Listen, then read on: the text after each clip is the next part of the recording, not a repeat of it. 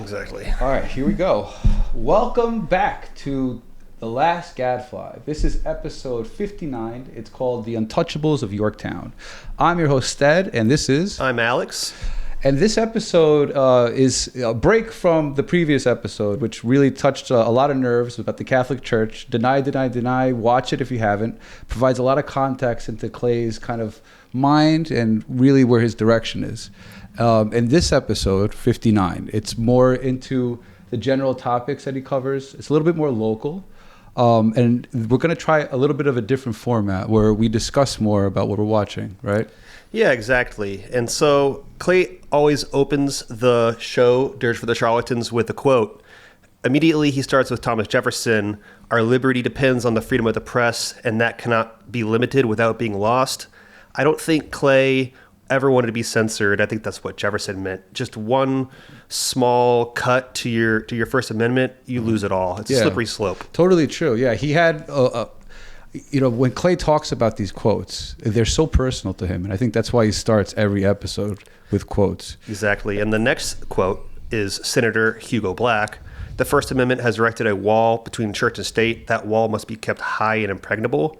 That goes back to the last episode, Deny, Deny, Deny. Right. There has to be a separation of church and state. Absolutely, yeah. And he's a firm believer in how the institutions work, and this is a common theme we see in Clay's work.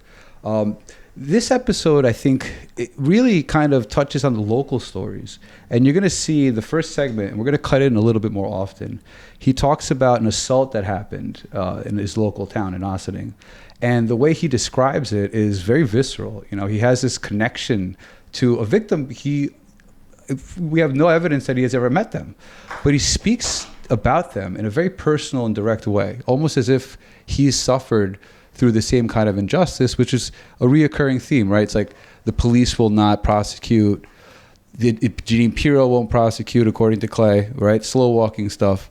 So before we get started, just giving you guys a framework to understand what Clay is talking about. Because I think in the previous episodes that we've done, and thank you guys for your support, we really appreciate you guys watching, but there's points, right, where he kind of drags along the same topic, And I think providing context previously before the watching is helpful. Yeah. So I think we're going to try to color some of the clips before you see them, and then we'll circle back around and keep going. Yeah, and I feel like that's the best way to really digest his stuff. Because remember, this is 98, right? So now this happened so many years ago that without context, you're kind of lost, right? Because unless you're from that town, you don't know who these people are. You know? But the story still remains the same. So here's episode 59. This is the start of it, and enjoy.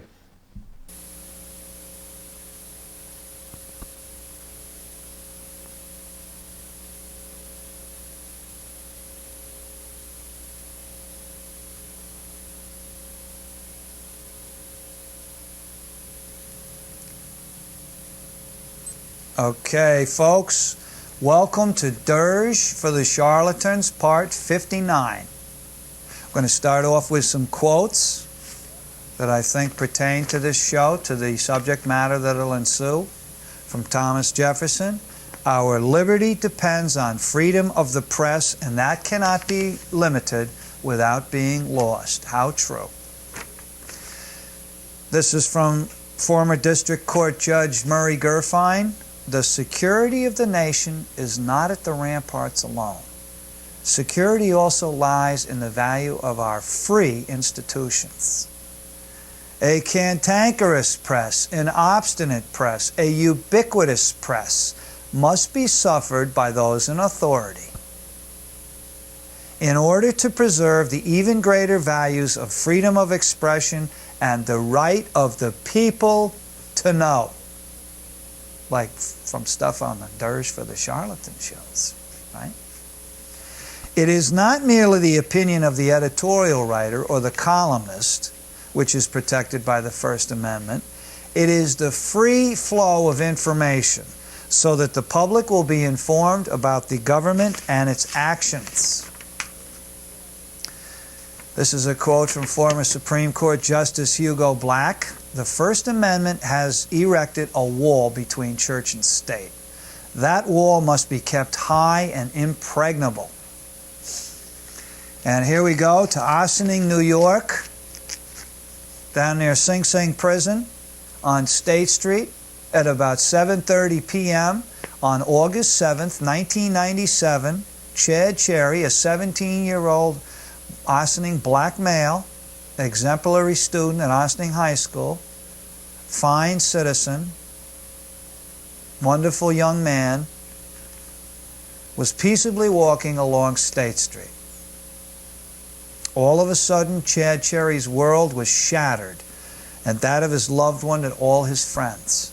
For Corey Tronchen, age 19, according to the allegations in his deposition and the eyewitness accounts, Corey Tronchen, age 19, a football player formerly of Yorktown High School, and now I've been told played football this season at CW Post,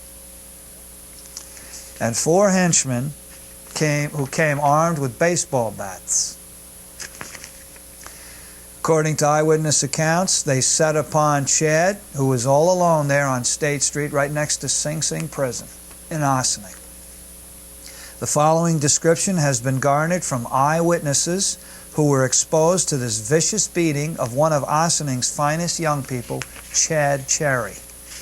Before reaching Chad Cherry that day, according to my sources, Chad Cherry of Yorktown let others in Ossining know that he, Corey, was looking for Chad in order to inflict bodily harm upon Chad. Thus, the crime was premeditated. Corey had told a young woman that same day, quote, "Where's Chad at? I'm going to kill him. Kill him." This was told to me by a very reliable source.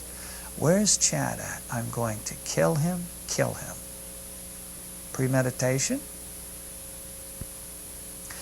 Corey told this young Ossining woman that he and his friends were going to drive around and get Chad, which in my mind means beat him up. The other 4 members of this gang were thus part of a conspiracy to viciously brutalize Chad Cherry without any provocation whatsoever. My source's sordid saga tells of the 4 gang members aiding and abetting Corey Tronchen in his mission of mutilation of innocent Chad Cherry. In another gang assault upon another innocent victim, who I assume is white, over there in Pleasantville, 9 teens, mostly from Byram Hills, either presently or in the past, also armed with baseball bats, have been charged with felony gang assault in the first degree, Penal Law number 120.07, by the Pleasantville Police in the DA's office over there. This gang assault occurred on Lake Street in Peekskill at about 6:40 p.m. on September 6, 1997. Contrary to how the Ossining Police and ADA Lynn Farrell and ADA John Cherico and DA Janine Pirro handled the mauling of Chad Cherry, the Pleasantville Police did a thorough investigation for approximately 2 months and apparently got help from the North Castle Police regarding this matter. Okay? Of course, in the course of the investigation in Pleasantville, the Pleasantville Police interrogated the victim and any eyewitnesses that they could find. Now, you might say to yourself, well, why state the obvious, Tiffany? Well, I'm stating the obvious to emphasize the point that the Pleasantville Police and the Assistant District Attorney over there did the right thing, but over in Ossining, Assistant District Attorney John Cherico, Assistant District Attorney Lynn Farrell, and of course DA Janine Pirro, and of course the Ossining Putative Police Force, never interrogated the victim, Chad Cherry, nor any of the witnesses, as far as I can tell, because I've talked to a few of them already. I have, Clay Tiffany, not the Ossining Police, and except for the time when he filed a deposition. Chad did, all right? That means that today is Sunday, December 7th. The incident happened on August 7th, 1997, and that means all that time There was never any true investigation of this. Brutal beating, as you'll hear the injuries later.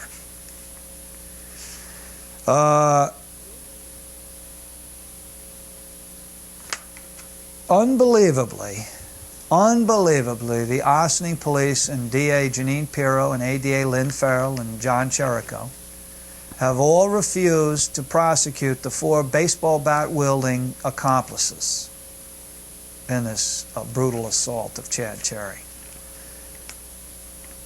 Isn't that fascinating? Apparently all these guys were white, maybe one of them was Latino, but they were all light complexion. Of light complexion. While up in Yorktown, your investigative reporter, Clay Tiffany, was told by a guy who said he was from Yorktown. He started hassling me and tried to scare me by saying that I would be in big trouble if I continued to ask questions about the assault of Chad Cherry. And he said that he knew 110% what happened. He also identified himself as an end on a state championship football team for Yorktown High School. Anybody has any hints as to who it might be that was trying to intimidate me? By the way, fella, you didn't. Try again. Being facetious, don't try again. Why don't you do the right thing? If you know 110% what happened, why don't you come forward?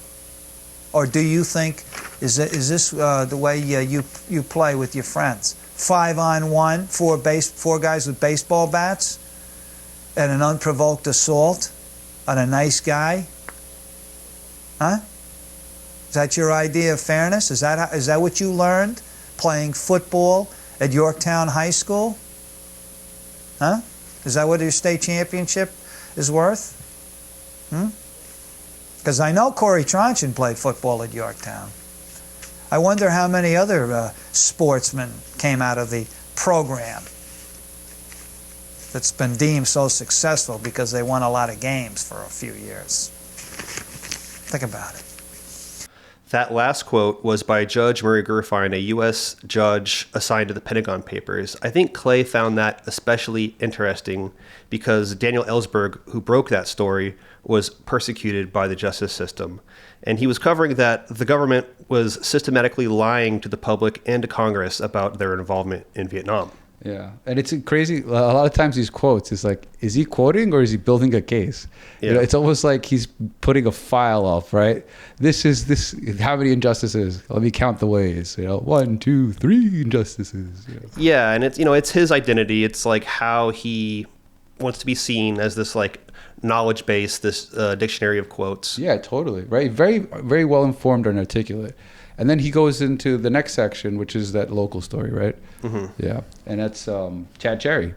Chad Cherry, who was a young person in his community, by all accounts, a upstanding person. I don't think he had a criminal record at all. An African American that he points out, right? Well, he says, and correctly, he says he was a young African American male, and that's really the point for him, is that there's a racist component to the alleged assault. Now, everything we're quoting here is from Clay's show, all right? So please take that for what it is. This is not, we've searched for information on Chad Cherry and any assault, and there's nothing that we found in our research.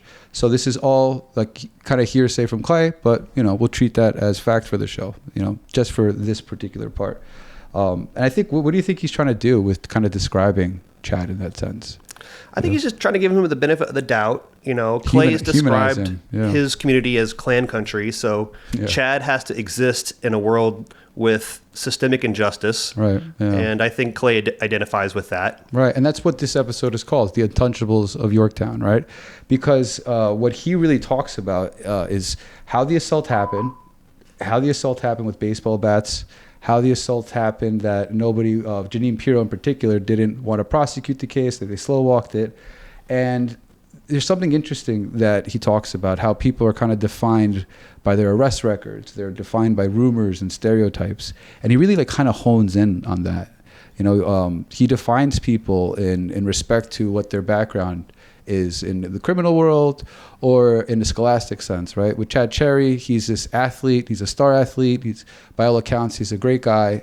The 4 people that he brings up with the Yorktown assaults had a racial component to it, which he talks about and he emphasizes a lot, you know. Yeah, the justice system here, it's trying to prosecute black people. That's its intention here. Yeah, and I think he kind of talks about premeditation a lot, right? It's like how this attack wasn't something that was, you know, arrived from the ether. It was something that was thought about, something that was premeditated, something that was deliberate, and an act that they wanted to send a kind of signal out. You know, this was something that, in Ossining in particular, what Alex was referring to earlier with the Clan Country quote, right?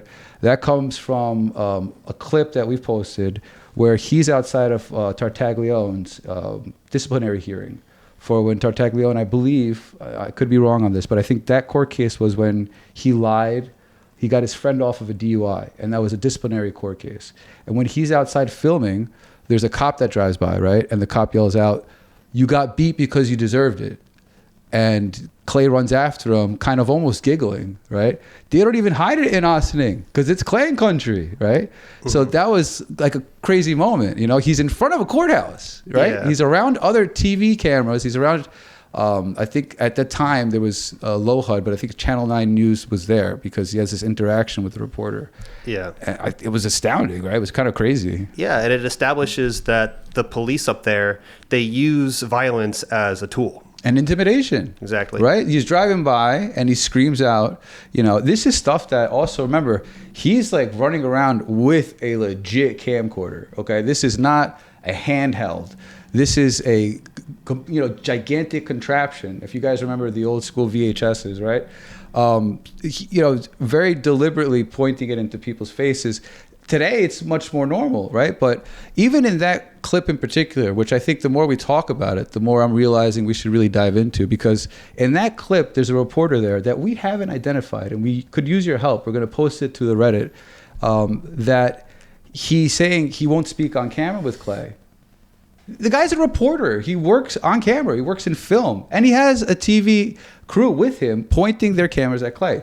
But he won't talk to Clay if he's on camera. And in that moment, too, I think you guys should really watch this clip. In that moment, too, he says, he's almost defending Tartaglione, the reporter. Mm-hmm. He's like, how do I know what you're saying is true? Right? How do I know what you're saying isn't a lie? Right? Kind of taking the side of, you know, a police statement or a cop, which is kind of what he addresses here in the Chad Cherry thing. It's the police that are giving the statement. The media runs with that statement, and that's something that we've seen a lot. If you watch any news reports where there's an arrest or something, you're reading the media beats from the police. You're not reading it from, you know, the context of the victim. And there's something that's been in the news lately with the Bricks and Minifig story with Reckless Ben, right? Mm-hmm. There's news reports that came out in Utah. And when they're talking about in Utah, they take quotes directly from the police and from Minifigs. They don't address Ben at all. It's as if none of the videos exist. Mm-hmm. And I think that's what kind of Clay is talking about here. He's talking about how they really focus in on just one side. Yeah. You know? And he made attempts to contact the New York Times about the violence he was experiencing, and they wouldn't listen. Right. And that was that clip from Elisa Foderaro. Exactly. Which we are actually going to post as well. You guys should really see this clip. It's phenomenal. Clay has this moment where he's addressing this reporter and trying to get her involved in the story. She completely stonewalls him. And you can see the disappointment. And we should definitely put that clip out so they can see it. Mm-hmm. Right. So with Chad Cherry, I feel like we're going to watch him kind of wrap it up, and we'll go on to the next clip. Why have ADAs Cherico and Farrell, DA Pirro, and the Ossining Police all collectively decided to turn their heads on this case? According to the victim's mother, Sheila Cherry, both the Ossining Police and ADA Cherico told her that they're not going to prosecute the 4 baseball bat-wielding accomplices because, get this, folks, they weren't there at the scene of the crime. Now, I have a question. How many people, how many miscreants stay at the location of their misdeeds? How many? How many? Besides, the 4 whites left the area with Corey Tronchen in a car that most probably was driven by Corey Tronchen. By the way, one source has identified the car as a gray possible Toyota. Are these 4 accomplices being shielded because Detective Sullivan of Ossining Police and possibly other Ossining Police, including alleged wife beater Jim Wall, live up in the Yorktown area and therefore know somebody up there, or think that it's okay for Yorktown kids to come down, beat up an Ossining kid unprovoked, viciously? What is so important? Who is so important among the 5 as to mitigate against having a proper investigation and prosecution? Or is it just that as an unconnected black male, Chad Cherry does not qualify as a true victim in the scheme of things for ADA Lynn Farrell, ADA John Cherico, DA Janine Pirro, and the Ossining Police? A white male from Briarcliff High School, which is a very affluent high school, gets allegedly hit once during a soccer game in the heat of the game. Context is the heat of the ball game, the soccer game, by a diminutive wry-neck player with only a fellow Briarcliff teammate as a witness, because the 2 referees said that they didn't see any punch being thrown. And this case has been filed by the DA's office under ADA Lynn Farrell and DA Janine Pirro under the felony charge of assault. One blow, 1 other witness, the 2 referees didn't see it, and a working-class Latino youth from Rhinebeck High School is being charged with a felony assault charge.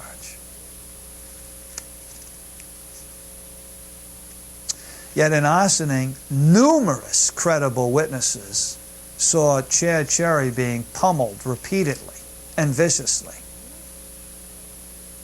without provocation, without any verbal badinage back and forth. All right?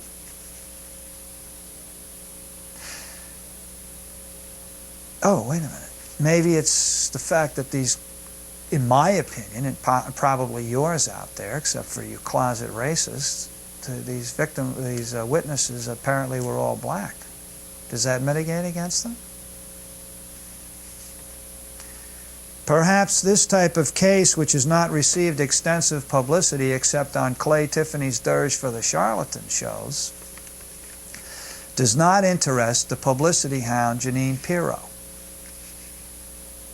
Remember, DA Janine Pirro's office just prosecuted successfully, and quite rightly, I might add, 2 inmates who viciously, according to court testimony, assaulted Pam Smart, who happens to be 5'1", about 115 pounds, over there in Bedford Hills Correctional Facility.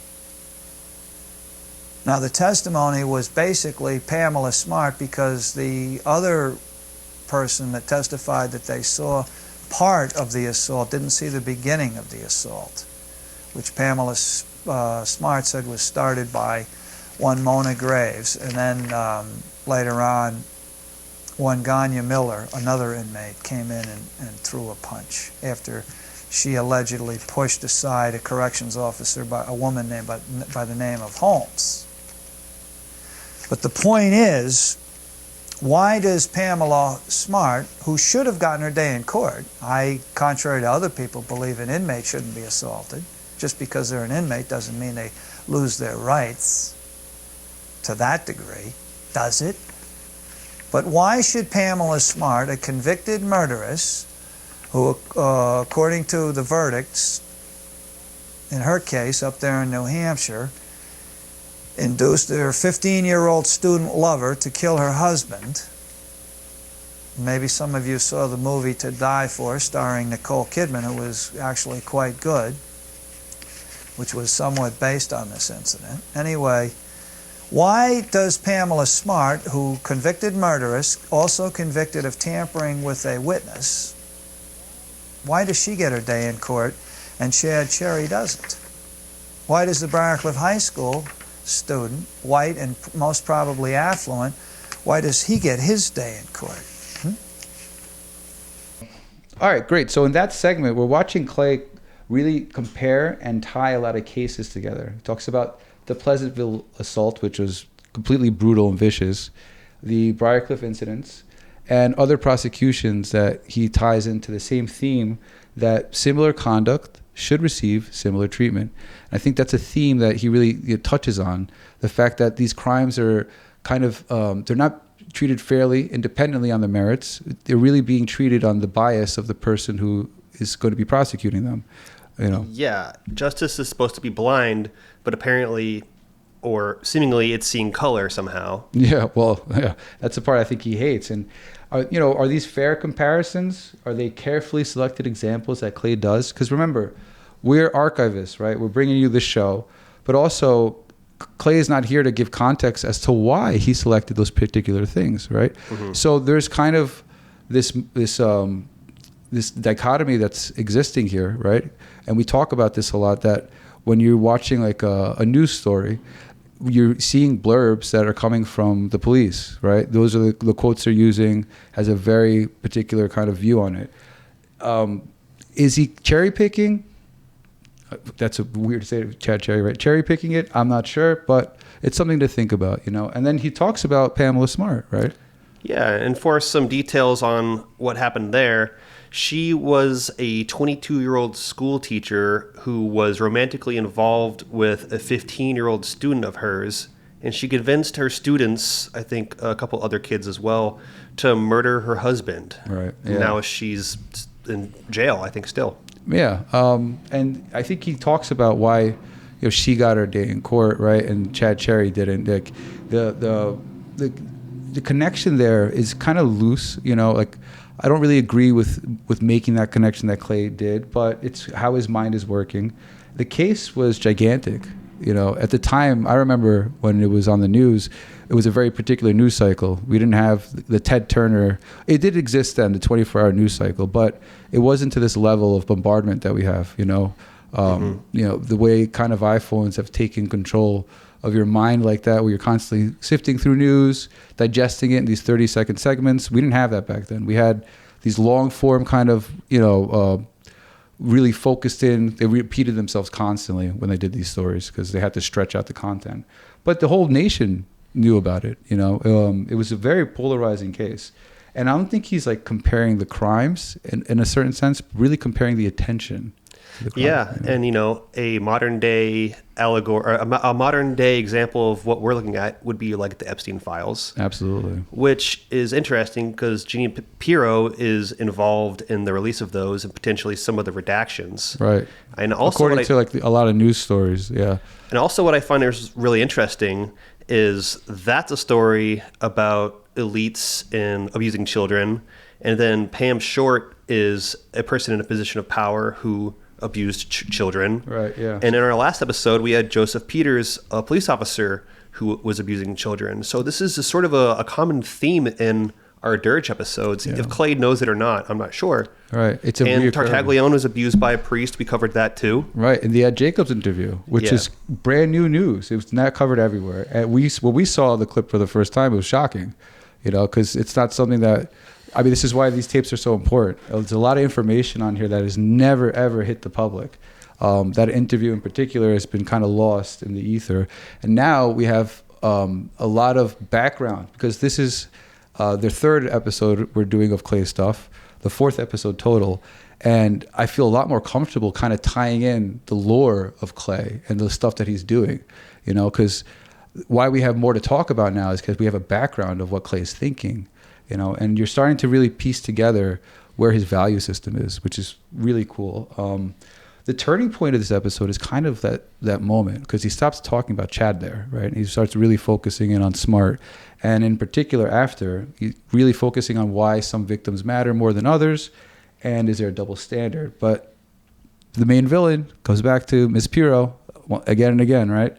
And it's kind of something with Pirro in particular. He calls her high heels, no soul, which is hysterical.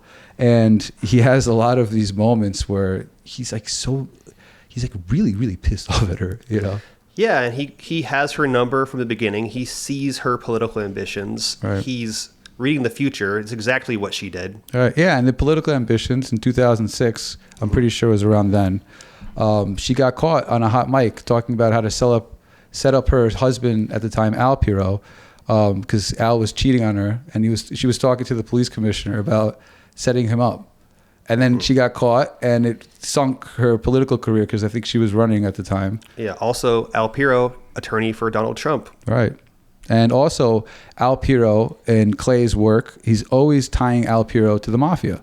Mm-hmm. He's always tying Al Piro to organized crime, which he does to Tartaglione as well. Never drawing a connection between both of them, but implying that there is. And with Donald Trump in these particular tapes so far, he covers very little. He talks about the golf course. He talks about his casinos.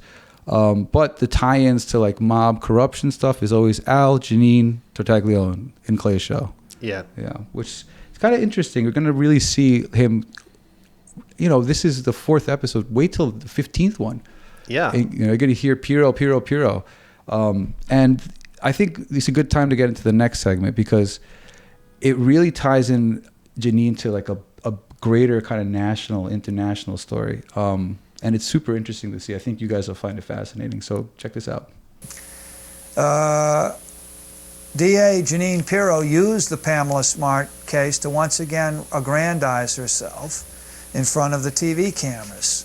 Even to the point, this woman is unconscionable, even to the point of hogging the mic in the press interview, which your investigative reporter attended after a bit of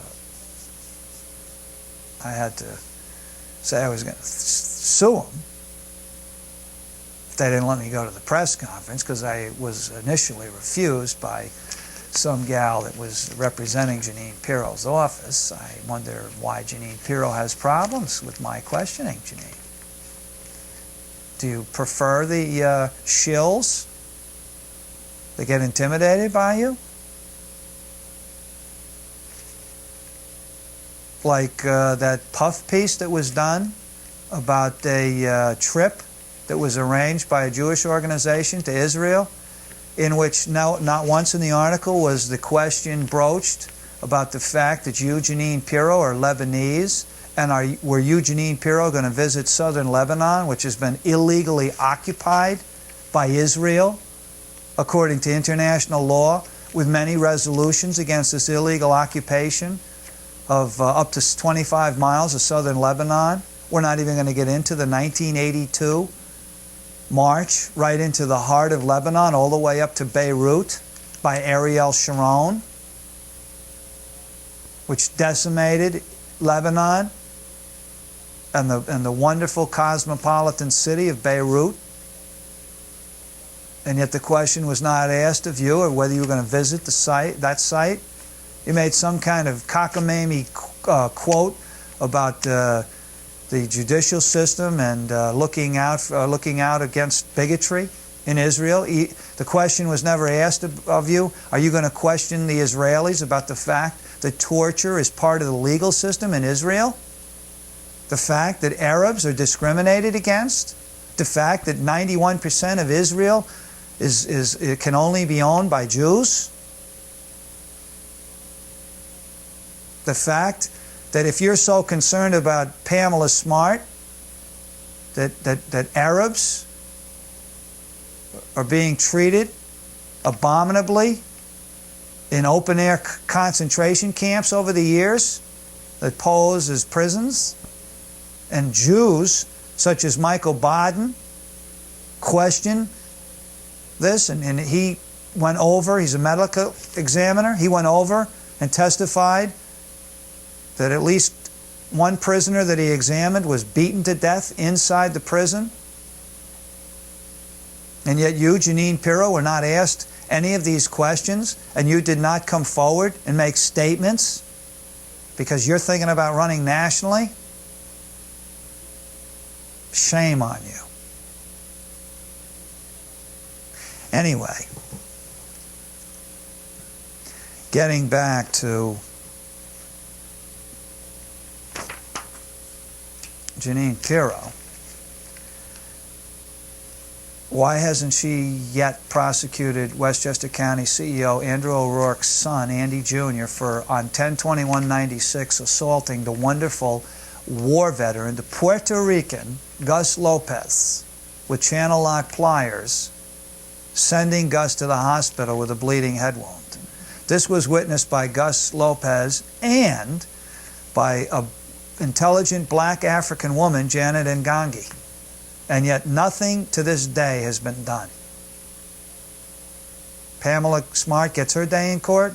Gus Lopez, war veteran, doesn't. Chad Cherry does not get his day in court. An affluent white kid from Briarcliff does. Now everybody should get their day in court, shouldn't they, folks?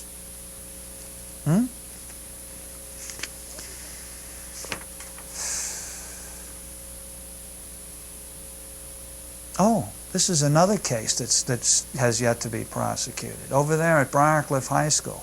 Now, this incident was revealed to me by the assailant, a Viviana Urbino, who was 18 at the time, a Briarcliff High School student, and fair of pigmentation.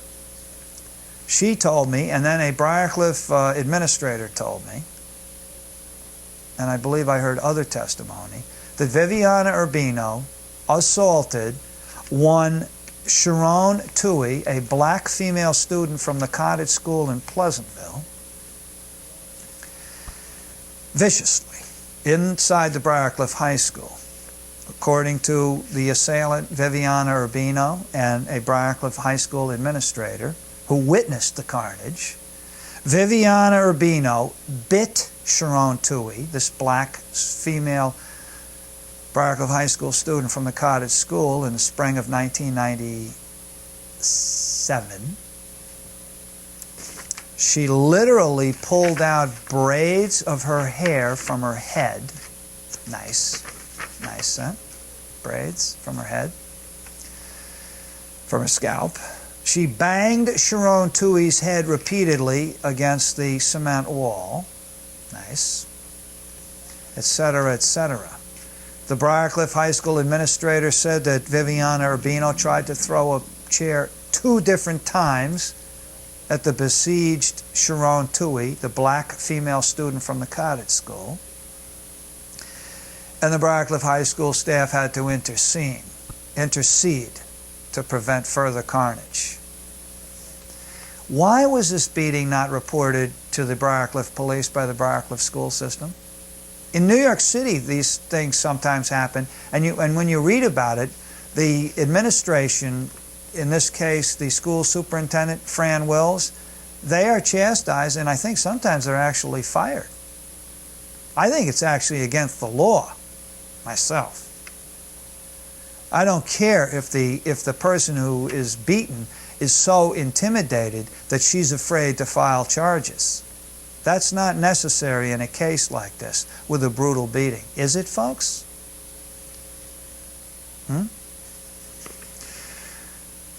Of course, once again, Jeanine Pirro has given short shrift to a victim who happens to be poor and of color and unconnected and not a celebrity, like Pamela Smart, convicted murderess. Okay, that was a lot, but we're going to break it down real quick. The Sharon, and I'm not sure if I'm pronouncing her last name correctly, Twee, but the incident that Clay was talking about was she was assaulted inside of Briarcliff High School. Viviana Urbino was somebody that was allegedly involved. We don't know. There's no records on it. It's just what Clay is telling us. A school administrator witnessed the attacks, and this was the part where he talks about the braids being ripped out, which is a detail that really kind of gets like a lot of texture to that, right? It's a lot of context. You can really, see why he calls it vicious and brutal. He says vicious like 12 times in the episode. Her head was struck against the wall, and staff allegedly intervened, but later, that's what he was saying. But what do we actually know? It's like very little, right? But not, we have nothing to kind of cross-reference with that. So we're really kind of trusting Clay to guide us through that, right? So, you know, how are your feelings on that? It's kind of like, you know, we're inside this guy's mind, but you're not necessarily like have like a trail of breadcrumbs to follow to the truth, really. We are in his mind, and we have to trust him. This was sort of his job. He was covering the stories that the papers and the news were afraid to talk about or weren't super palatable for, you know, mass attention. Right. And what you're saying right now, his job. So this is something that's a little bit, we're going to sidetrack a little bit here, but to give you some history on Clay. A lot of the criticism that he received, and I have articles from, it was a website, I'm forgetting the name, but it was like a patch website, you know, Patch Next Door, like a local website that talked about how Clay was living off of people, like this elderly woman that he was, they said, taking advantage of. In an interview that I did with the gentleman and the people that gave me the tapes, they talked about how he was really super in love with her, right? But she was a little older, and they had a romantic relationship. So he gave me context that it wasn't that he was taking advantage of her, right? But what I'm getting to is that he didn't really have a job. You know, his job at particular times, they said he drove a cab. He did, and we haven't confirmed this, graduate from Colgate, right? Mm-hmm. But he made and lives his money from lawsuits, right? Because he had a lawsuit and he got paid out for civil liberties violations in multiple lawsuits. Very litigious guy. Mm-hmm. But, you know, it's like, it's hard to not kind of, we're saying things as, not as fact, right? We're saying what Clay says, but we have to be honest with what we're looking at, right? Mm-hmm. It's just him talking. You know, we have no school records. There's no background. There's no incident reports. You know, FOIA requests and that kind of stuff. You know, remember, we're just two guys from Brooklyn doing the best we can with this. There's certain research that is kind of beyond our means in terms of what we can actually pull, because these incidents need a timeline. You know, you can't just send a FOIA request in that says, give me all the information on just this. You know, you may not get it, because we've done that with different long form things that we were working on. The discipline to kind of lead to all this, right? It's like really self-imposed with Clay, you know, the way he sits down, it's a skill. He does an hour in one take, right? And with the Sharon, this incident in particular, he has this kind of role, because he goes to Cherry, he goes into a separate, right? Smart, right? Yeah. And then back to the school, you know? Mm-hmm. So it's a big detour, right? Yeah, and a lot of this involves children as well, which I think he had a real heart to protect them. He was a big fan of them as athletes and scholars. Yeah. Hey, he never was married. He never had kids himself, which was interesting because he ran unsuccessfully for school board, to be on the school board. That's funny to imagine, actually. Yeah, so we have quotes. This is awesome. We have quotes. Yeah. I searched the records of the school board, okay? And I pulled a lot of the PDF quotes before they were taken down and stuff. So I have all those quotes. And it's hysterical, some of the stuff he brings up. I think it's even mentioned in his obituary by Phil Reisman that he failed to get elected for that. Well, also, like, there's certain like elections where he got like, you know, like a number that is comparable to like a low scoring football game. You know, it's like it's in the single and double digits, right? Which is unfortunate. But, you know, Clay had, I'm not even sure what his direction was really, because he doesn't talk about the educational system a lot. You would think that, you know, somebody that's going on school board, right, would have this kind of reoccurring, right, thoughts about what education is and what it should be and that kind of stuff. So I'm really curious to like why he was so persistent to get onto the school board. You know, there's no, we haven't found it yet, but there's no real explanation that he gives, and maybe he'll talk about that in later episodes. It's interesting that like the bigger theme when he starts talking about Piro there, he ties into what, you know, ties into the Israel stuff, right? Yeah, I think that's a big topic to unpack. I'm not even sure where to start with it. Well, let's talk about what he talks about, really, because it's not, you know, this is something that was happening how many years ago, right? It's almost 28 years ago, something like that. Yeah. So it's incredible to kind of see the parallels that he's drawing with today's stuff. And in particular, he talks about Jeanine Pirro being Lebanese, right? Yeah. From a Lebanese descendant and stuff. And he talks a lot about very specific moments in that episode are a little difficult for me to discuss because this is something that is in Clay's mind, you know, and we have to sit in the moment of 1998, you know, not in 2026. What he's thinking about then, you're thinking about Arafat, the PLO, you're thinking about, you know, he talks about 1982, he talks about a lot of stuff. Mm-hmm. So we have to be very specific as to what Clay was thinking and when he was thinking it, you know? Yeah, but some of these things are still true today. The colonialism and the land grabbing. Right. That's still happening today. Yeah, absolutely. But also, you know, just to be, like, I want to frame this in the best way we can for historical context, you know? Mm-hmm. Because I think in Clay's mind, he's tying a lot of the injustices internationally, because this is a guy who's in Briarcliff. Yeah. He's in upstate New York. And I think also he sees Piero as that hypocrite, you know? Right. She's Lebanese, but she's completely feckless and seemingly selling out to him or something like that. Yeah, I mean, he talks about it over and over and over. That the segment's not really about Israel. It's not even about Lebanon. It's not even about Jeanine Pirro. It's about accountability. It's about accountability, about whether or not powerful people are being challenged enough, you know? Because, you know, Clay can really hammer on a point. Yeah. You know, Are they representatives or are they just piggy banks? I'm not sure. Right. Yeah. Are these conduits for just a power structure? Right. What's the hidden meaning behind all that stuff? I think that's what's really, you know, eating at him, because these are questions that he's asking to the audience, but also posing to himself, which I think is super interesting too. You know. So this episode, we've gone from Chad Cherry to Pam Smart to Jeanine Pirro to media accountability, kind of everywhere. Right. But that's not it. The next episode, right, is the second part of this one. And we're going to tie in a lot of stuff with Jeanine Pirro. And there's someone, Bill Wetzel, that comes in right after this, right? And Bill Wetzel was a judge, I think, for Briarcliff Manor. If you've watched enough Dirge episodes, you know that name is never mentioned casually, Pirro or Wetzel. And in the next episode, he starts to connect the dots between politics, money, influence, and power in Westchester County. All right. So I'm really excited to do the next one and to show everybody. And we hope you guys really like this new format that we're doing, because we've heard your feedback. We've listened to a lot of the emails and comments that people write to us. And thank you so much for your support. But we kind of want to take a moment to explain to you what our workflow is like, right? And what getting these episodes to air really takes in, you know, with the research and stuff we have to do.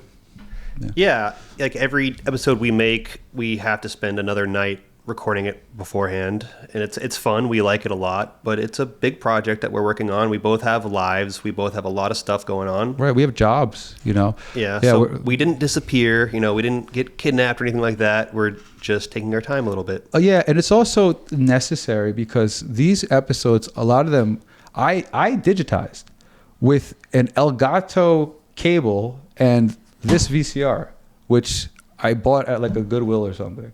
This is not super high-end stuff that we're doing. Thankfully, the production value is good, but there's tapes in here that we have to kind of redo. And the problem with these tapes is that they're older, and there's a period of time in them. Thankfully, they're all in really great condition because they were kept in a climate-controlled place, and we had professionals review the quality of them. The thing is, when you play a tape, you're putting it through stress. So you can't just replay these tapes. So we're actually discussing funding to get a better VCR and a better, it's called like a time control, that really, inside of VCR, these two heads that take the tape, and that's how it records. I'm not a tech guy like that, but these components are very important to have continuity on the tapes, because you may have moments where the sound separates from the video, and that's obviously not something we want. But I just wanted to talk to you guys directly and let you know the work that goes into it, because we work on the research for this stuff.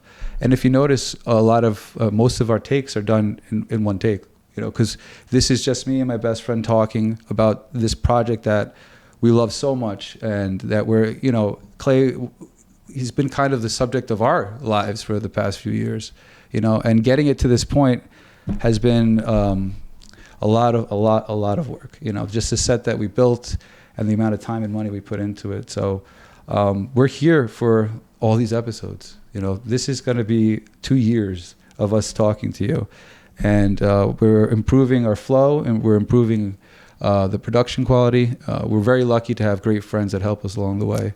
And thank you to our producer, Petros, the man in the other room. He's a big part of this. Right. So we got to give him his flowers tonight. Absolutely. And we're going to be working on developing, we're going to put another camera. We're going to get a microphone for him so we can incorporate another voice into the show. And it's a process, you know, but I'm enjoying the process so much, right? Yeah, it's a pleasure and a privilege. We're going to keep going. Yeah. And I love that every time we talk, the three of us, it's how to improve, how to get the best quality tapes out there, how to really give Clay his justice, you know? Yeah. Because the best part of this, and I'm getting goosebumps talking about it, is that this is not just a show about his tapes. It's a show about his legacy. It's a show about his life's work, you know? The hair is rising on my arms. Why? It's because this is so important. These tapes were lost before we found them. They were gone. And if we didn't go find them, they would have been thrown away, because the guy that had them was getting approached by other companies and stuff, did not give them the tapes because he rightfully saw that people just wanted these tapes for the Tartaglione story. That's all they wanted them for. So the fact that me and you did this, put all this time into it, got this far, it feels incredible, you know, and I'm so looking forward to the next episode. So that's it. I just want to tell you guys how much grateful we are for you, and we hope to deliver the best quality content, you know. That's it. Thank you so much for watching. Please like and subscribe. Thank you so much. We'll see you next week.